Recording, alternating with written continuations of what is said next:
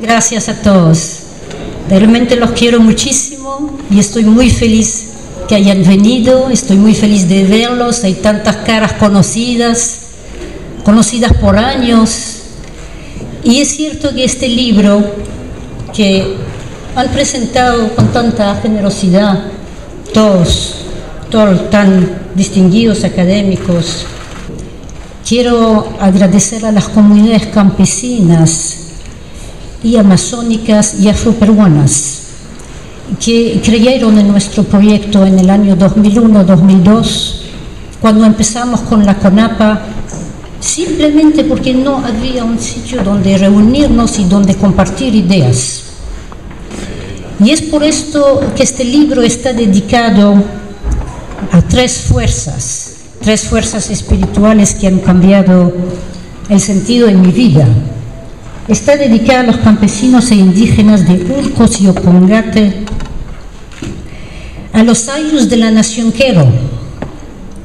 Y les digo gracias por la paciencia que me tuvieron, gracias por enseñarme su idioma y otras formas de vivir. Y cuando me dicen en el Cusco, y hemos estado hace muy poco, a ver, háblanos el quechua, háblanos en quechua. Y siempre tengo que parar algunos segundos, y ahí está Manuelcha también, a quien le sale tan bonito, tan extraordinario. Tengo que poner mi cerebro al revés. Y es realmente así, todos los idiomas tienen una carga lingüística que revela otra forma de pensar. Y cuando digo al revés es porque el yo no está adelante en la frase.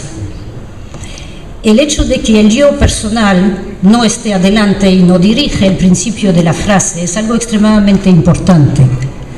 Descubrir o redescubrir ese ser colectivo que está incluso metido no solo en la comunidad sino en la lingüística ha sido un extraordinario aporte de las comunidades campesinas. El segundo es a Nazario Turpo, por supuesto. Y le digo a Nazario, quien estoy segura está con nosotros, que es por su generosidad y por tus enseñanzas desde Pachanta y desde Washington, donde fue invitado para ser el que orienta la creación en el nuevo Museo del Native American en Washington de la Sala Quechua. Nazario orientó y dio su conocimiento para crear la Sala Quechua en este nuevo museo que fue inaugurado en esta época por el presidente del Perú. No pocas cosas. Y le digo, desde Pachanta hasta el Pago en Machu Picchu y desde Washington, donde llevaste el pensamiento quechua hacia la universalidad.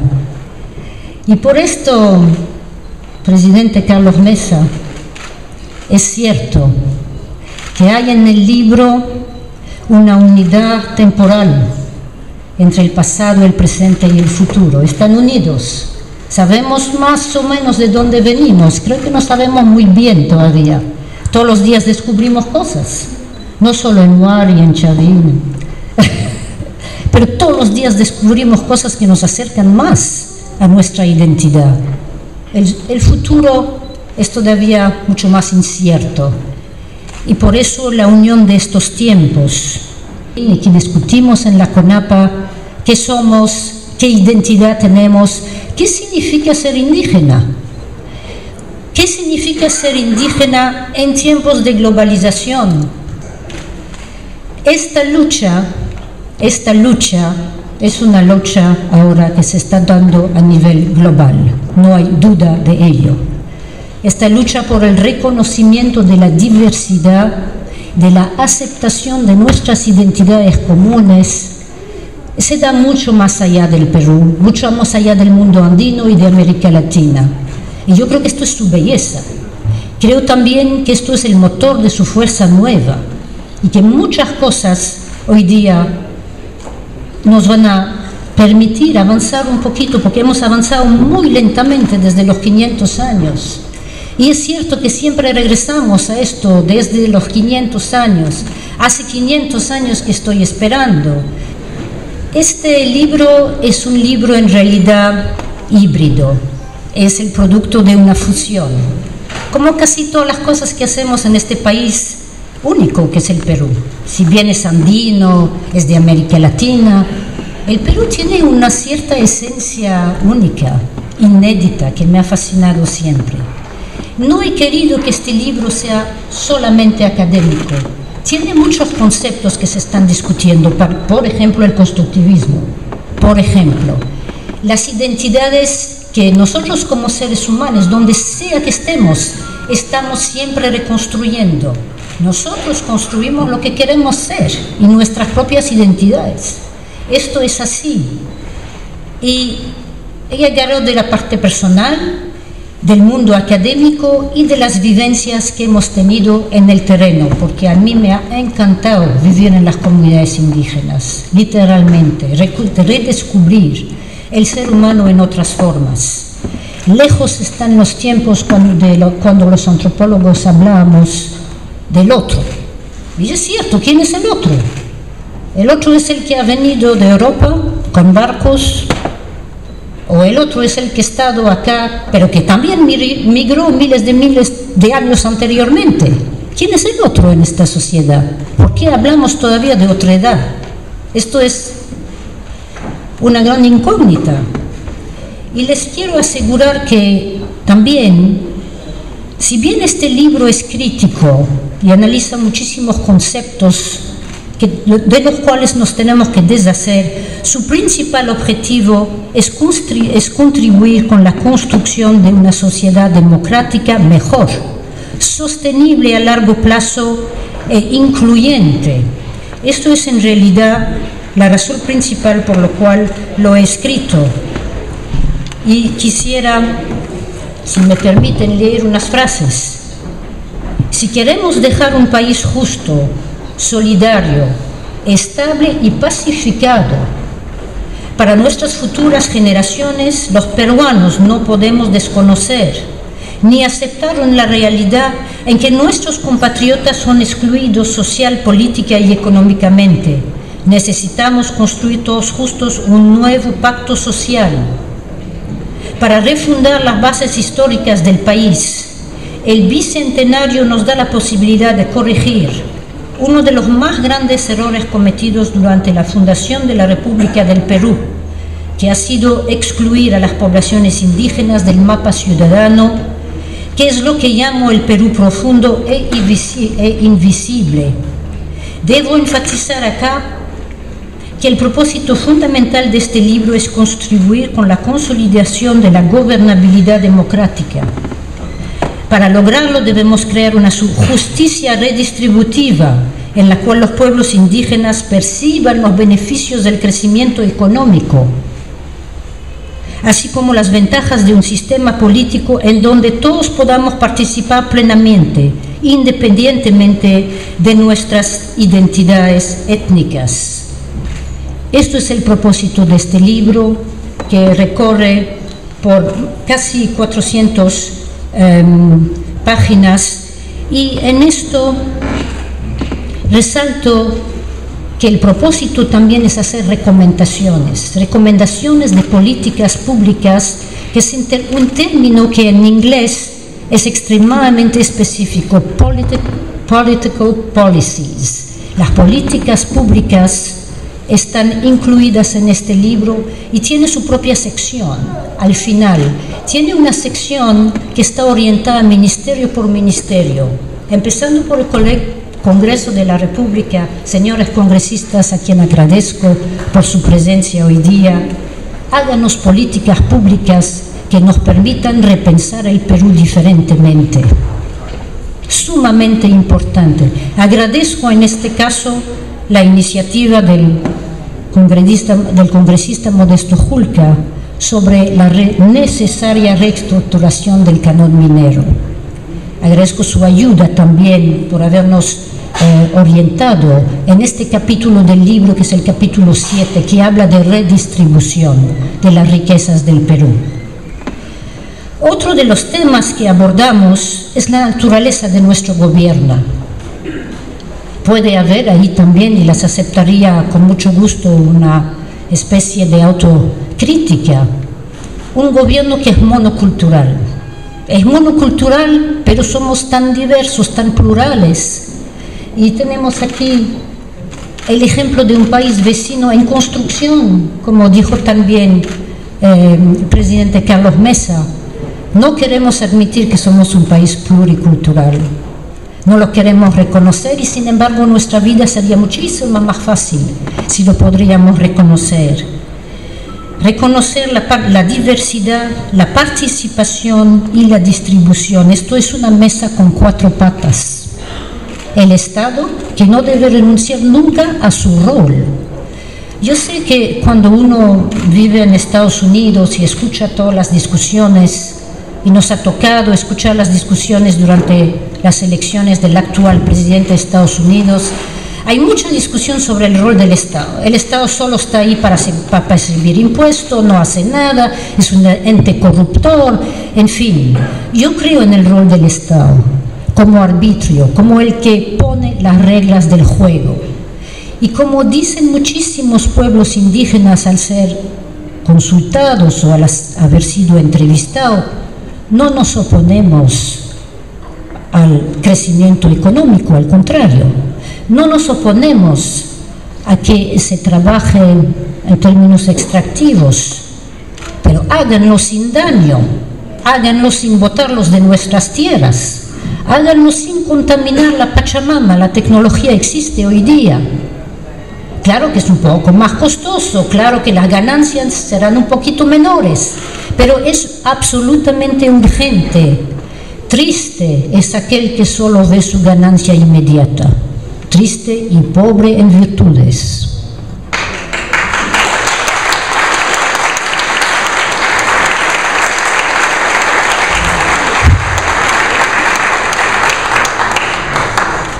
Cuatro actores: el Estado, los pueblos indígenas, después hablaremos de esta categoría enorme que son los pueblos indígenas, el sector empresarial en sus diferentes categorías, por supuesto, y también un sector inmenso entre hidrocarburos, entre minería. No los meto todos en la misma bolsa, soy consciente de las enormes diferencias.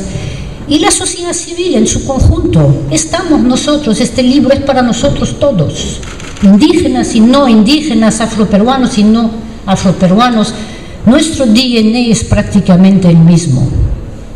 Es sumamente importante saberlo.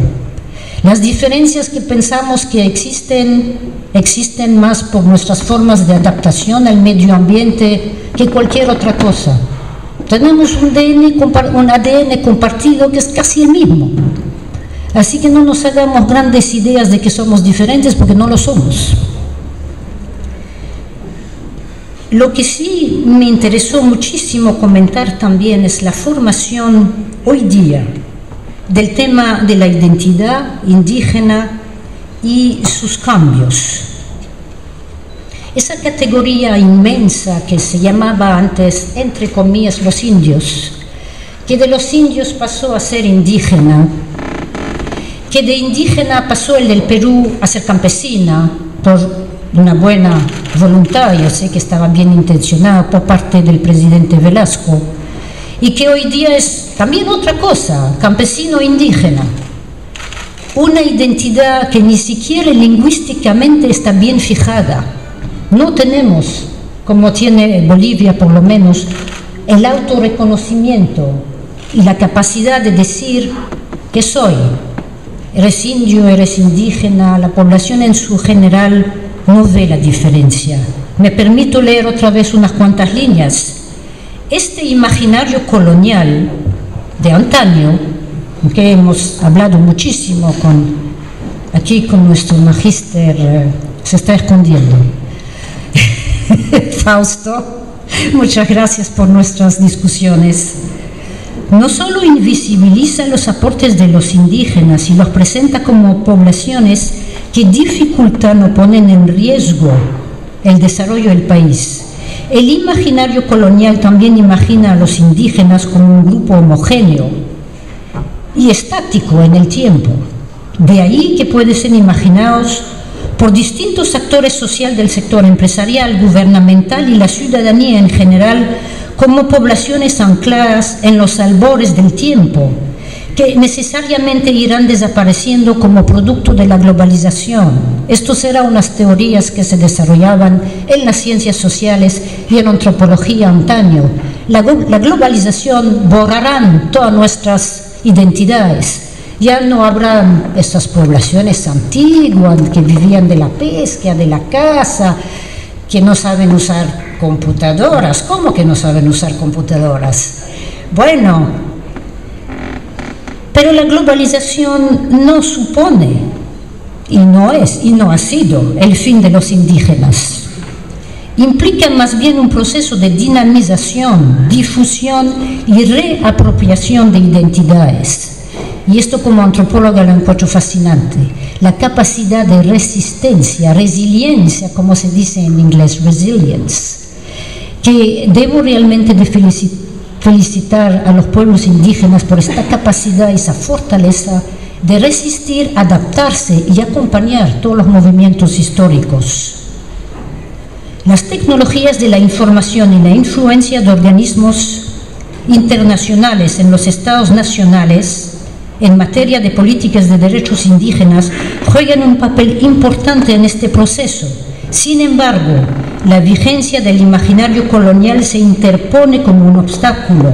Por ello, es fundamental que los pueblos indígenas se reafirmen en forma simultánea, tanto en el espacio público local como en el regional, en el nacional y en el global. Y esto es una de las cosas extraordinarias de los movimientos indígenas plurales que estamos viendo y analizando en el libro, es justamente cómo se va de lo micro, de lo local, de mi valle, de mi cerro, cómo se llega justamente a manifestar y a protestar frente a las Naciones Unidas en New York, por ejemplo, mandando mensajes de textos. Todo este mundo está ahora unido. Y es por eso que en cierta forma podremos decir que de nuestro pasado se ha hecho un círculo que nos lleva de lo micro hacia la globalización. El mundo indígena, así como el nuestro, es un mundo en constante evolución, no está congelado en el tiempo. Utiliza a sus propios beneficios la globalización y si es necesario hará un salto. Si no hay trabajo a nivel de respeto de las leyes y los acuerdos internacionales que hemos firmado desde el año 93, no lo respetamos, no lo implementamos, tales como el convenio de la OIT, el convenio 169, y la aplicación necesaria, obligatoria, de la ley de consulta previa, adaptándola a lo que el Perú necesita. El libro hace mucho énfasis en el rol de las instituciones internacionales, en el rol de la OIT y en la influencia de todos esos organismos supranacionales que han sabido dar una legislación mucho mejor que el propio Perú, a lo cual realmente los pueblos indígenas acuden. Yo no creo que me contradicirás, Antolín y todos los amigos, si digo que mucho más fácilmente las organizaciones indígenas se refieren al convenio 169 que a los convenios locales que producimos y las leyes locales. Mucho más amplios, mucho más humanitarios y holísticos encontramos afuera. Voy a hablar de dos problemas, voy a hablar rápidamente de estos dos problemas, pero no puedo dejar de mencionarlos porque ocupan dos capítulos densos, importantes del libro. Uno es el problema que tenemos para reconocer la entidad indígena, que es un problema de concepción estadística. Y esto es muy grave, porque no es solo un problema estadístico cualquiera. No sabemos contar quiénes son y quiénes no son indígenas. No tenemos en el Perú un censo decente con este nombre. Hemos trabajado muchísimo con la CEPAL, que es la Comisión Económica de las Naciones Unidas, cuya sede está en Chile. Ellos tienen una metodología para América Latina en general. Esta metodología no ha sido aplicada en el Perú y nos da unas diferencias enormes en cuanto al tamaño de la población indígena en el Perú. Si bien el INEI reconoce que 15% de la población indígena de la población peruana es indígena, si utilizamos un criterio que se utiliza en Bolivia y en Ecuador, que es el del autorreconocimiento, ¿cómo te consideras? ¿Qué eres? Esto hace que la población indígena en el Perú suba a 25%. ¿Cómo trabajar? ¿Cómo pretender ser una democracia viable en el tiempo si nos desaparece un 25% de la población? Y se nos ha hecho desaparecer millones de individuos. Por eso están acá en la carátula, y lo hemos discutido mucho, personajes sombreados. Tan sombreados porque son invisibles, pero sabemos muy bien que están acá. Sabemos qué hacen, sabemos qué proporcionan al Perú, qué ventajas económicas le dan. Estos ciudadanos invisibles están en la Amazonía, por cierto, están en los Andes, por cierto, y todos desde hace miles de años, y por supuesto están en la costa. Y para eso tenemos la ayuda de la arqueología como evidencias físicas. Siempre han estado. ¿Por qué los ponemos en siglo XXI en esta forma sombreada? Es por una razón muy simple. Si voy en la base de datos de la entidad estatal, que debe de darnos una base de datos de cuántos individuos indígenas estamos hablando en el Perú y a quienes tenemos que ser beneficiarios de las leyes y los acuerdos internacionales que hemos firmado, pues encuentro algo extremadamente curioso. No hay quechua, no hay población quechua, no hay serranía, no hay nada. Solamente están las diferentes familias llamadas etnolingüísticas de la Amazonía, que son muchas, es cierto, pero no hay quechua hablantes. Entonces nos han desaparecido de la base de datos y del mapa del Perú toda la población serrana quechua hablante y aymara hablante. ¿Y qué hago con eso? ¿Qué tipo de inclusión social es esta? Podemos pensar muchas cosas y estoy insinuando algunos elementos en mi libro que ustedes podrán ver. ¿Cómo es posible que no están? Y está relacionado a un humilde parecer al tema de la consulta previa, porque lo hemos firmado y no lo estamos aplicando, no estamos consultando. Esto es un problema de sociedad en general. Pensamos que la ley de la consulta previa, que fue aprobada por el Congreso, a quien felicitamos desde el 2011, hubiera podido transformarse en una herramienta extraordinaria de conciliación y de concertación. Sin embargo, esto no ha ocurrido. Y es cierto, Antonín lo ha dicho, estamos hablando de prevenir la violencia, los desacuerdos, de incluirnos mejor. Tenemos herramientas, no las utilizamos para nada. El otro tema es, ¿quién decide sobre la etnicidad de quién en nuestro país? Esto es otra historia. En el Perú, más no en Bolivia ni en Ecuador, es el Estado quien decide quién es indígena. Esto es un tema extremadamente complicado, porque si le dicen a los 6 millones de indígenas que existen en el Perú, de acuerdo a los datos de la CEPAL, ustedes no están, no existen. Entonces, evidentemente, no hay necesidad de aplicar las leyes de consulta previa. Yo quería ver rápidamente, antes de pasar, una reflexión sobre esto.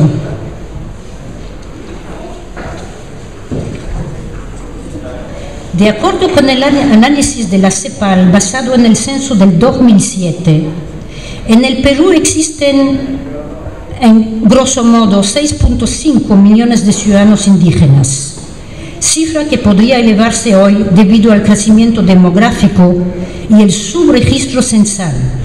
Las poblaciones indígenas se encuentran tanto en las zonas rurales y urbanas de la costa como en la sierra y la selva. Del total de indígenas, el 70% se encuentra en los Andes y el casi 26% en la costa. Esto es bien interesante. El 4% en la selva. Al respecto, la CEPAL ha elaborado un cuadro de distribución de la población indígena por regiones y departamentos empleando las cifras del censo de hogar y familia. Al mirar este cuadro que está en el libro, ver la distribución geográfica de la población indígena, y eso tuve una gran sorpresa con mis alumnos en Stanford. Tuve un alumno que vino y que me dijo: yo estoy trabajando en el distrito donde más indígenas hay y estoy viviendo en Lima. Entonces le estoy diciendo: ¿cómo haces? ¿Viajas todo el mundo? ¿Haces tu trabajo de campo? ¿Dónde vas? ¿Cómo haces? No, me dice, revisemos los datos de la CEPAL, el distrito con mayor población de idiomas indígenas, a ver cuál es. ¿Quién se imagina que puede ser? El distrito dentro de Lima. ¿Cuál? Voilà. Voilà. No, es San Juan de Lurigancho. Absolutamente. Entonces nosotros estamos buscando indígenas alejados, analfabetos, que no saben usar medios, digitales, no saben comunicar. No. Acá está la cosa. Hasta aquí está la cosa, y por esto se vuelve extremadamente interesante. Saliendo del tema del reconocimiento de la identidad, de saber contar con justicia y con certeza, entramos en el problema de la distribución de los recursos, del compartir los recursos y las bondades de nuestro país. Este país es extremadamente rico. Yo sé que podría no creerse, porque a veces nos preguntan: no somos del primer mundo. Yo no sé qué es el primer mundo, del segundo mundo, el tercer mundo. Este país, en términos absolutos, es uno de los más ricos del mundo. Y no estoy hablando solo por los minerales, ni por el petróleo, ni por la madera, que desgraciadamente se explota en forma ilícita, sino por el agua, por la alimentación, por la riqueza de las plantas y la genética.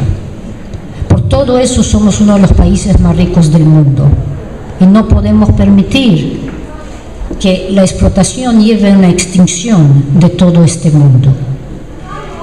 Alegro mucho que nuestro amigo Corburneo se haya referido a que esto tendría que ser parte de la discusión con el MEF. Por cierto, yo hubiera querido muchísimo que en esta discusión participen representantes del Ministerio de Economía y Finanzas. Hay un problema de distribución de la riqueza que se extrae. No es que no queremos extraer la riqueza, no es que no queremos que vengan empresarios.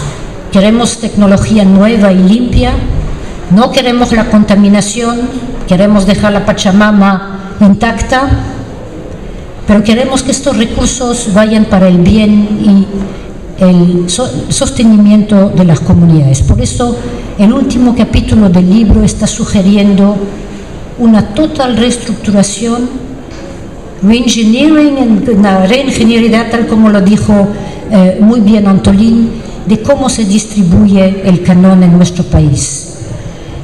Hay muchos cuadros en el capítulo 7 sobre este tema. 8 regiones del Perú reciben casi la totalidad del canon minero.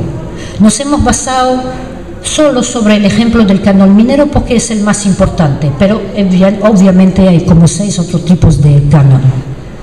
Estas 6 regiones absorben la casi totalidad de los recursos.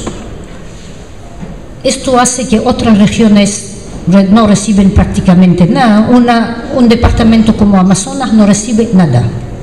Tumbes casi no recibe nada. Y por eso el libro es una propuesta en realidad de sociedad, es para todos nosotros. No es solamente decir a los pueblos indígenas: ustedes tienen que hacer esto, esto o esto, o decir al gobierno: ustedes tienen que hacer 1, 2, 3, 4, 5, a pesar que en el libro está, y hay recomendaciones para cada institución estatal. El tema es: trabajemos juntos. Si queremos una sociedad igual, más justa, tenemos que reestructurar la forma como redistribuimos los recursos que tenemos. Tenemos muchos recursos y tenemos mucho producto del canon minero y de otros cánones. Sin embargo, no sirve para el desarrollo de las regiones y de los departamentos del Perú. Un análisis muy especial, y estoy pensando aquí al congresista Modesto Julca, sería de la región de Ancash, particularmente. Porque Ancash es el departamento que recibe la mayoría de las bondades del canon minero. Y porque también tenemos muchos amigos que trabajan en la zona de Chavín, y cuando regresan a Lima y les pregunto, ¿qué han visto? ¿Qué han visto en todas estas comunidades ahí alrededor de Chavín? Pues hemos visto mucha desigualdad, hemos visto que la plata pasa enfrente de unas comunidades, queda en otras, pero que propicia un desarrollo desigual. Es más, propicia resentimiento entre las comunidades, más violencia, confrontaciones.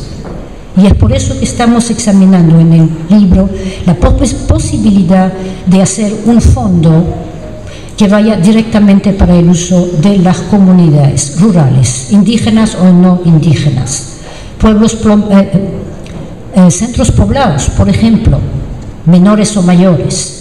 Hay una confusión extrema en quién debe de recibir las bondades de los cánones mineros y qué se debe hacer.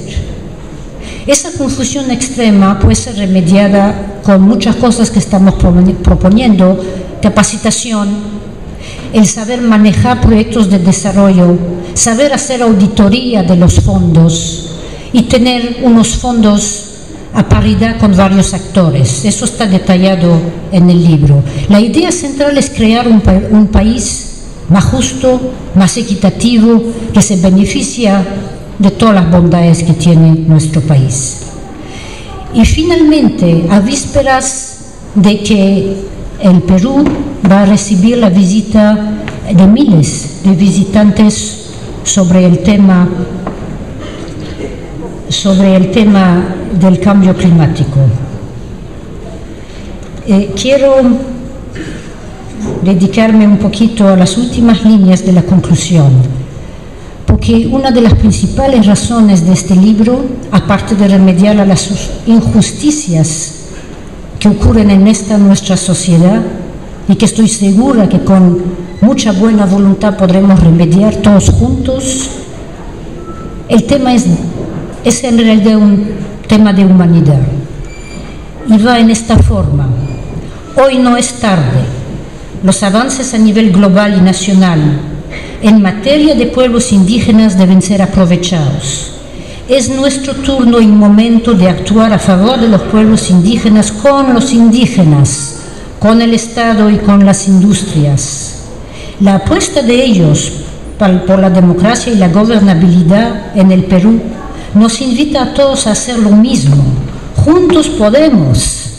Y es curioso que al escribir eso no sabía que iba a existir un partido en España que se llama así. Juntos podemos construir un futuro mejor para el bienestar colectivo. Y de eso estoy hablando, eso estoy buscando. Y unas líneas que nos permitirán terminar sobre esto. Quiero hacer un pedido.